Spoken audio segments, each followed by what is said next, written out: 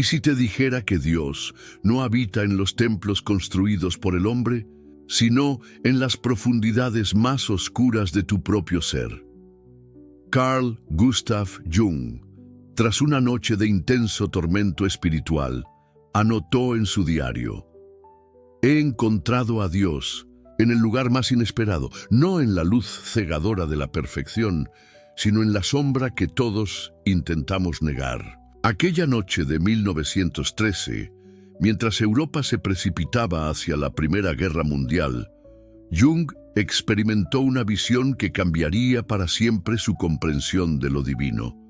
Vio cómo las aguas negras inundaban Europa, destruyendo la civilización que el hombre moderno había construido con tanto orgullo. No era solo una premonición de la guerra, era el anuncio del desbordamiento de lo inconsciente, la irrupción de fuerzas psíquicas primordiales que la racionalidad occidental había intentado suprimir durante siglos. Jung creció en un hogar donde la religión era omnipresente. Su padre, pastor protestante, representaba la ortodoxia religiosa que el joven Carl pronto encontraría insuficiente. A los 11 años, mientras observaba la majestuosa catedral de Basilea bajo la luz del mediodía, tuvo un pensamiento blasfemo que cambiaría el curso de su vida. Imaginó a Dios sentado en un trono dorado, defecando sobre la hermosa iglesia. Esta imagen perturbadora no era simple rebeldía infantil, era el primer indicio de que su búsqueda espiritual seguiría caminos distintos a los establecidos por la tradición. Lo que la ciencia moderna ha intentado sistemáticamente ocultarnos es precisamente lo que Jung descubrió a través de décadas de investigación psicológica, que la experiencia religiosa auténtica no puede ser contenida en dogmas ni rituales prefabricados. Es una experiencia viva, directa y transformadora que surge desde las profundidades del inconsciente.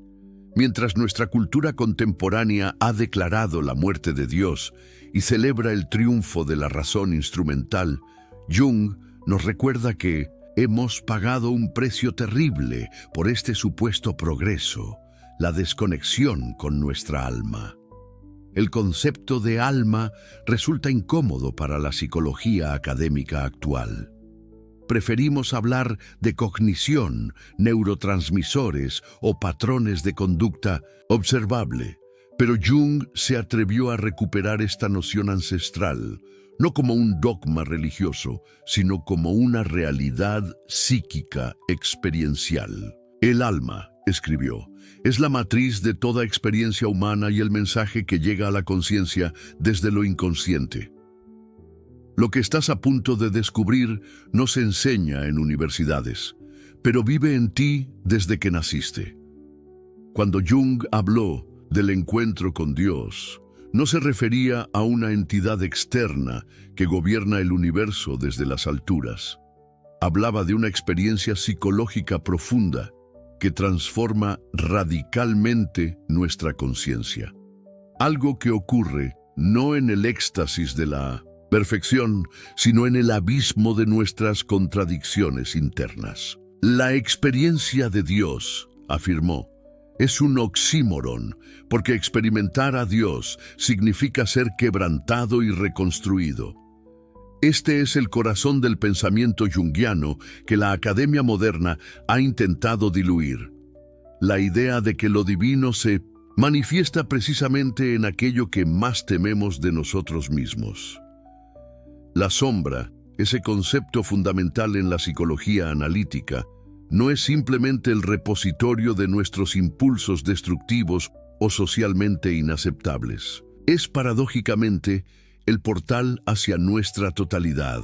Jung descubrió que aquellos aspectos de nosotros mismos que reprimimos, negamos o proyectamos en otros contienen energía vital y potencial creativo que, una vez integrado, puede conducir a una profunda transformación. Este es el conocimiento prohibido que las instituciones tanto religiosas como científicas han relegado al olvido. que nuestras heridas, debilidades y oscuridades no son obstáculos para el desarrollo espiritual, sino su condición necesaria.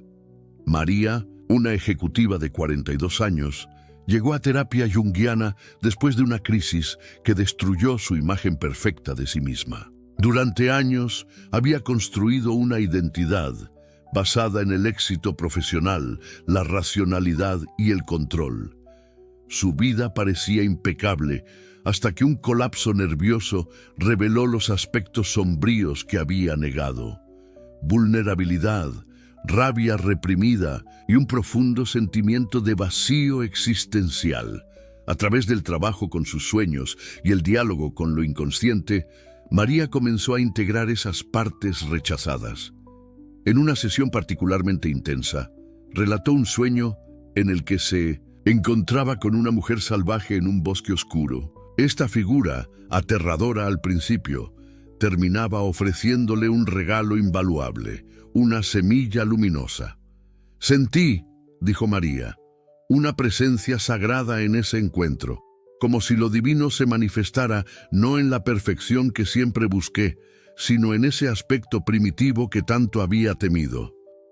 Este relato ilustra perfectamente lo que Jung descubrió en su propio descenso a las profundidades.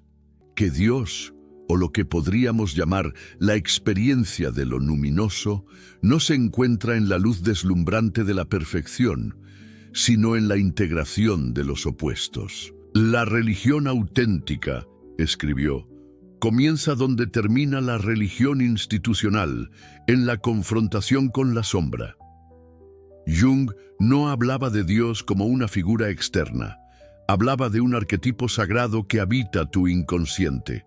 El mundo moderno nos ha vendido una visión fragmentada de la experiencia humana.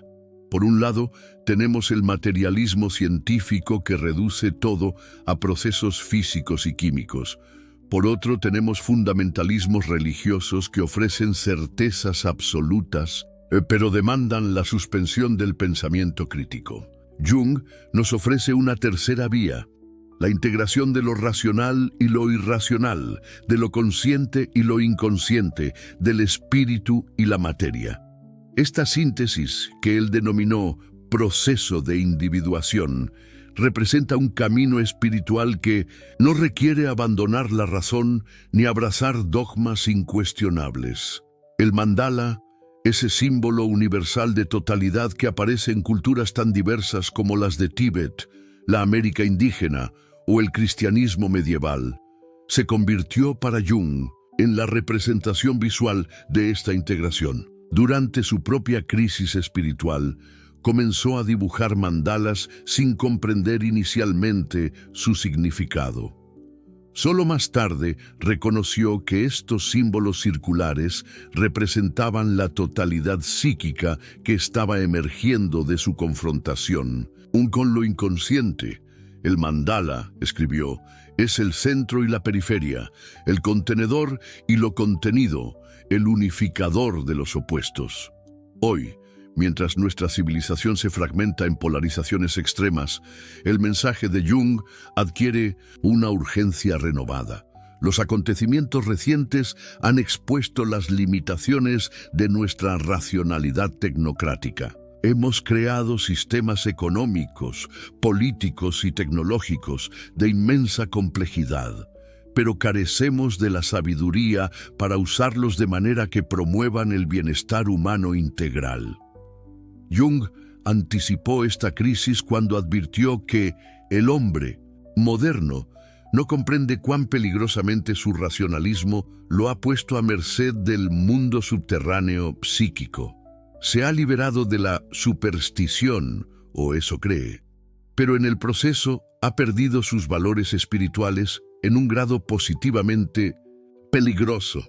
Su tradición moral ha sido desintegrada y ahora está pagando el precio de esta ruptura en la desorientación y disociación mundiales. La historia de Pablo ilustra vívidamente esta disociación contemporánea. Científico brillante y ateo, convencido, Pablo había construido su identidad en torno a la racionalidad y el escepticismo. Su vida profesional era exitosa, pero su mundo interior estaba marcado por un vacío que intentaba llenar con logros académicos, relaciones superficiales y distracciones constantes. Una crisis de salud lo obligó a detenerse, y en ese espacio de quietud forzada comenzó a experimentar sueños intensamente vívidos y sincronicidades inexplicables que desafiaban su visión materialista del mundo. En uno de estos sueños se encontraba en un laboratorio, intentando analizar una sustancia luminosa que se escapaba de todos sus instrumentos de medición. Una figura anciana aparecía y le decía: «No puedes contener lo infinito en tus tubos de ensayo». Esta experiencia inició en Pablo un proceso de cuestionamiento profundo que eventualmente lo llevó a reconocer que su negación de la dimensión espiritual había sido una forma de protegerse de su vulnerabilidad esencial. No abandonó la ciencia, pero comenzó a integrarla con una apertura a lo misterioso, desarrollando lo que podríamos llamar, en términos junguianos, una relación consciente con lo inconsciente. Jung tuvo su propia versión de esta crisis cuando, tras su ruptura con Freud en 1913, experimentó un periodo de desorientación profunda que él mismo describió como un confrontarse con lo inconsciente. Durante este tiempo, desarrolló el método de la imaginación activa, una forma de diálogo consciente con las figuras y símbolos que emergen desde lo inconsciente. Este método, que podemos considerar una forma de meditación dinámica, permite establecer una relación viva con los contenidos psíquicos que suelen permanecer en la sombra. A través de este proceso, Jung descubrió que lo inconsciente no es simplemente un repositorio de material reprimido, como sostenía Freud, sino una fuente de sabiduría y creatividad, con una intencionalidad propia. El Libro Rojo, ese extraordinario documento de su viaje interior que permaneció inédito hasta 2009, contiene los registros de estos diálogos con figuras como Elías, Salomé y Filemón, personificaciones de aspectos profundos del inconsciente colectivo. Estas conversaciones revelan que la experiencia de lo divino que Jung descubrió no era abstracta ni intelectual, sino profundamente personal y transformadora. «Debo aprender», escribió, «que el sueño es el Dios menor en mí, y que Dios habla a través de los sueños. Lo que la ciencia moderna considera meras producciones aleatorias del cerebro durante el sueño, Jung lo reconoció como mensajes significativos del alma». Esta perspectiva contrasta radicalmente con la visión dominante en nuestra cultura, donde los sueños son trivializados o, en el mejor de los casos, reducidos a procesamiento neuronal sin significado trascendente. Pero para Jung, los sueños constituyen un puente hacia lo inconsciente colectivo, ese vasto reservorio de experiencia humana que contiene patrones psíquicos universales. Los arquetipos. Estos arquetipos, la madre, el héroe, el sabio, la sombra, el sí mismo, no son meras abstracciones teóricas, sino fuerzas psíquicas vivas que influyen profundamente en nuestra experiencia. El arquetipo del sí mismo, Selbst, que Jung identificó como el centro y la totalidad de la psique, corresponde a lo que muchas tradiciones religiosas han denominado Dios, el Atman o la naturaleza de Buda. La diferencia crucial es que Jung abordó esta realidad no como un dogma teológico, sino como una experiencia psicológica verificable. El sí mismo, escribió, es una magnitud que me supera. Es lo único sobre lo que puedo decir legítimamente que es inconsciente colectivo, experimentable de forma inmediata. Este reconocimiento de lo trascendente dentro de lo inmanente, de lo divino dentro de lo humano, constituye el núcleo de la espiritualidad junguiana. La historia de Ana ejemplifica esta experiencia del sí mismo. Criada en un entorno religioso rígido que le había inculcado la imagen de un Dios castigador y externo, Ana abandonó la religión en su juventud, considerándola una superstición opresiva. Durante años vivió en lo que ella describía como un ateísmo funcional, concentrándose en su carrera como artista y activista social. Sin embargo, tras una serie de pérdidas personales significativas, comenzó a experimentar sueños recurrentes en los que aparecía una figura luminosa, andrógina, que irradiaba una presencia compasiva pero poderosa. Esta figura no hablaba, pero su simple presencia generaba en Ana una sensación de profunda conexión y sentido. A través del trabajo terapéutico junguiano, Ana llegó a reconocer en esta figura una manifestación del sí mismo, una representación de su totalidad psíquica que trascendía las limitaciones de su ego consciente. No es el Dios de mi infancia, explicaba, ni tampoco es simplemente una parte de mí.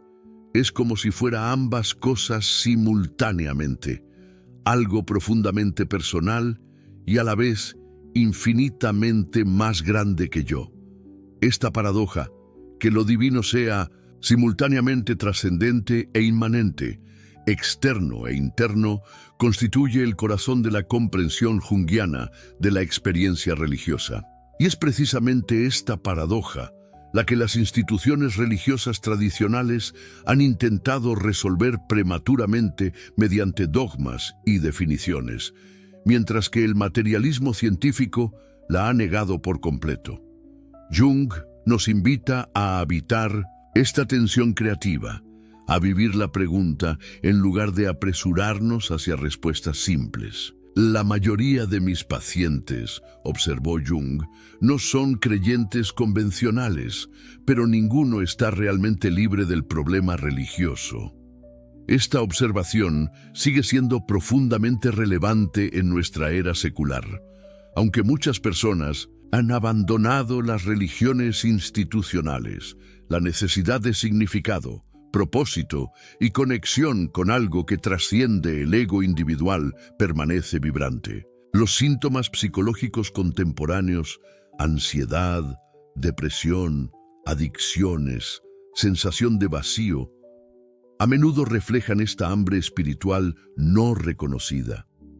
La adicción, por ejemplo, puede entenderse desde una perspectiva junguiana como una búsqueda distorsionada de la experiencia luminosa, un intento de llenar el vacío dejado por la ausencia de una conexión auténtica con el sí mismo. Las sustancias o comportamientos adictivos proporcionan momentáneamente la sensación de trascendencia, unidad o liberación que el alma anhela, pero lo hacen de manera destructiva que finalmente aumenta la fragmentación interna.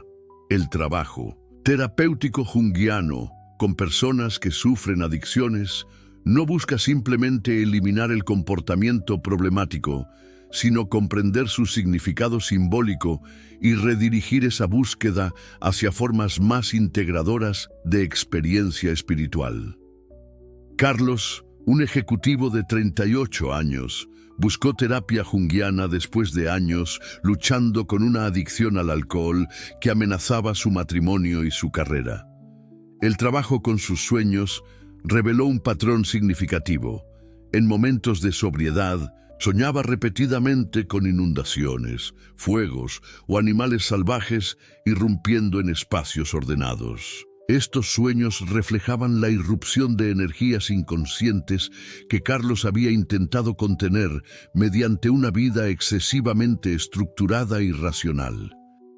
El alcohol le proporcionaba temporalmente una sensación de fluidez y liberación, pero a un costo devastador. A través de la imaginación activa, Carlos aprendió a dialogar con estos símbolos de lo inconsciente, especialmente con la figura de un lobo que aparecía recurrentemente en sus sueños. Gradualmente, comenzó a integrar los aspectos instintivos y emocionales que había reprimido, desarrollando una relación más consciente con sus impulsos, en lugar de oscilar entre la represión y el desbordamiento destructivo. Lo que buscaba en el alcohol, reflexionó, era una forma de conectar con algo más grande, más vital que mi ego controlador. Ahora estoy aprendiendo a encontrar esa vitalidad dentro de mí, pero de una manera que construye en lugar de destruir. Este proceso de integración, que Jung denominó la función trascendente, representa el núcleo del trabajo espiritual o junguiano. No se trata de eliminar la sombra, sino de reconocerla, relacionarse con ella y eventualmente asimilar su energía en una conciencia expandida. Es a través de este proceso que experimentamos lo que Jung llamó la realización del Dios interior, no como una identificación egoica con lo divino, lo que constituiría una inflación patológica, sino como un reconocimiento de nuestra participación en algo que nos trasciende mientras nos incluye. Esta comprensión contrasta radicalmente tanto con el teísmo tradicional, que sitúa a Dios completamente fuera del ser humano, como con el reduccionismo materialista, que niega cualquier realidad trascendente. Jung ofrece una tercera vía, la realidad psíquica como un campo ontológico legítimo que no puede reducirse ni a la materia ni a construcciones sociales arbitrarias. La psique, afirmó, es la madre de toda experiencia humana y la mediadora entre el mundo objetivo y el hombre. La sincronicidad, ese concepto revolucionario que Jung desarrolló en colaboración con el físico Wolfgang Pauli, representa otro aspecto de esta comprensión no dualista de la realidad, definida como una coincidencia significativa acausal. La sincronicidad sugiere momentos en que el mundo interior y el exterior parecen reflejarse mutuamente, creando un significado que trasciende la causalidad lineal. Estos eventos, que la ciencia convencional descarta como meras coincidencias, fueron para Jung evidencia de un orden más profundo que conecta la psique y la materia. Elena, una mujer de 45 años, sumida en una profunda crisis existencial tras la muerte de su esposo, experimentó una serie de sincronicidades que transformaron su comprensión de la realidad. Mientras contemplaba si la vida tenía algún sentido o propósito, observó un colibrí, el ave favorita de su esposo fallecido, que se detuvo frente a su ventana y permaneció ahí, aparentemente mirándola, por un tiempo inusualmente largo. Ese mismo día, sin buscarlos, encontró unos poemas que su esposo había escrito sobre colibríes y el alma, y luego recibió una llamada inesperada de un amigo que no sabía nada de estas circunstancias, pero que le recomendó un libro sobre simbolismo de aves en diferentes culturas. Estos eventos, tomados individualmente, podrían descartarse como coincidencias sin significado. Sin embargo, la experiencia subjetiva de Elena fue la de un mensaje coherente que emergía a través de múltiples canales, creando un puente entre su mundo interior y los acontecimientos externos. Sentí, explicó, no que estuviera recibiendo señales sobrenaturales, sino que de alguna manera mi estado interior y el mundo exterior estaban conectados en un patrón significativo que trascendía mi comprensión racional. Esta experiencia ilustra lo que Jung entendía como el aspecto luminoso de la sincronicidad, momentos en que experimentamos una dimensión de la realidad que va más allá de las categorías ordinarias de espacio, tiempo y causalidad. Tales experiencias no prueban la existencia de Dios en el sentido tradicional, pero revelan una profundidad y complejidad de la realidad que trasciende tanto el literalismo religioso como el reduccionismo materialista. La visión junguiana de lo divino como realidad psíquica viviente ha sido frecuentemente malinterpretada como un mero psicologismo que reduce a Dios a un fenómeno mental subjetivo. Sin embargo, Para Jung, decir que Dios es una realidad psíquica no equivale a decir que Dios es solo psicológico o una ilusión.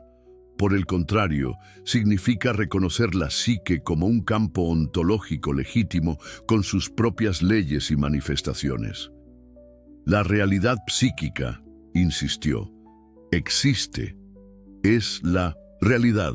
Esta perspectiva ofrece un puente potencial entre ciencia y espiritualidad, entre el análisis racional y la experiencia mística. No requiere que abandonemos el pensamiento crítico ni que aceptemos dogmas inconsistentes con el conocimiento moderno, pero tampoco nos confina a un materialismo estrecho que niega la profundidad y el misterio de la experiencia humana. En un mundo cada vez más polarizado entre fundamentalismos religiosos y cientificismos dogmáticos, la visión junguiana ofrece una tercera vía, una espiritualidad basada en la experiencia directa, el compromiso con la totalidad psíquica y la integración de los opuestos. Este camino no es fácil. Exige que toleremos la ambigüedad, que nos adentremos en nuestras sombras personales y colectivas, y que desarrollemos una relación consciente con los arquetipos que estructuran nuestra experiencia.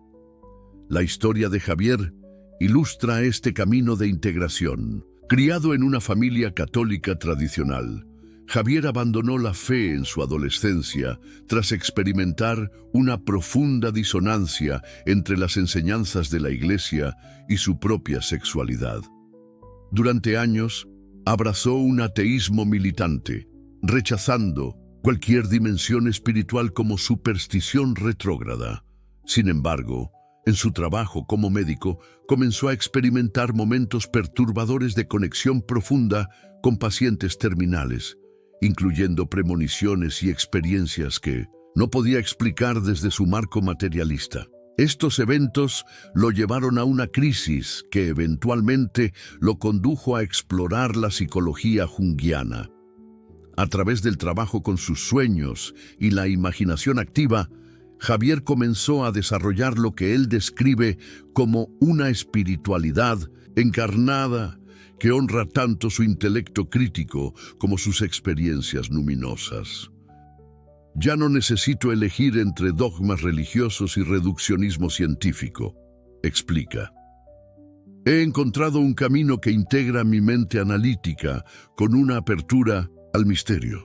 No tengo respuestas definitivas sobre Dios o el más allá, pero he aprendido a relacionarme con lo inconsciente como una fuente de sabiduría que me trasciende sin negarme. Esta integración representa el corazón de la visión junguiana, no una síntesis prematura que elimina la tensión de los opuestos, sino una capacidad ampliada para contener paradojas y polaridades. La tensión entre los opuestos, escribió Jung, es precisamente lo que genera la energía psíquica necesaria para la transformación. Esta transformación, el proceso de individuación, no consiste en alcanzar un estado de perfección, sino en desarrollar una relación más consciente con la totalidad de la psique, incluyendo sus aspectos luminosos y sombríos. El camino junguiano hacia lo divino es, paradójicamente, un descenso.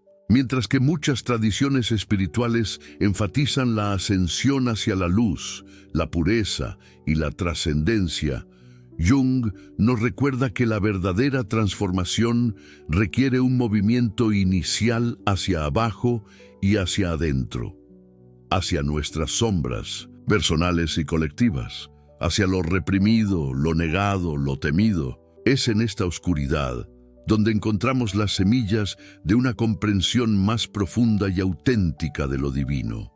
No es casualidad que muchos místicos hayan descrito experiencias de profunda oscuridad y vacío. La noche oscura del alma de San Juan de la Cruz, el abandono divino experimentado por Madre Teresa, la muerte de Dios de Nietzsche, como etapas cruciales en el camino espiritual. Estas experiencias representan momentos en que las imágenes y conceptos inadecuados de lo divino deben morir para que pueda emerger una relación más auténtica con el misterio último. Jung experimentó su propia versión de esta noche oscura durante su confrontación con lo inconsciente, un periodo que él mismo describió como un descenso a los infiernos. Este proceso lo llevó a reconocer que Dios quiere nacer en el establo de nuestra humanidad, una metáfora que sugiere que lo divino emerge precisamente en nuestra vulnerabilidad, imperfección y corporalidad, no a pesar de ellas. Esta comprensión tiene implicaciones profundas para nuestra cultura actual, donde la búsqueda de perfección, optimización y control ha creado una epidemia de agotamiento, ansiedad y desconexión. El mensaje junguiano nos recuerda que la plenitud humana no se encuentra en la negación de nuestras limitaciones, sino en su aceptación e integración consciente. La sombra no es un impedimento para el desarrollo espiritual, es su terreno fértil, en un mundo que parece desmoronarse bajo el peso de polarizaciones extremas, cambio climático, desigualdades crecientes y disrupción tecnológica. La visión junguiana ofrece recursos psicológicos y espirituales cruciales. Nos invita a reconocer que la crisis exterior refleja una crisis interior de significado, propósito y conexión, y que cualquier transformación social sostenible debe arraigarse en una transformación de la conciencia.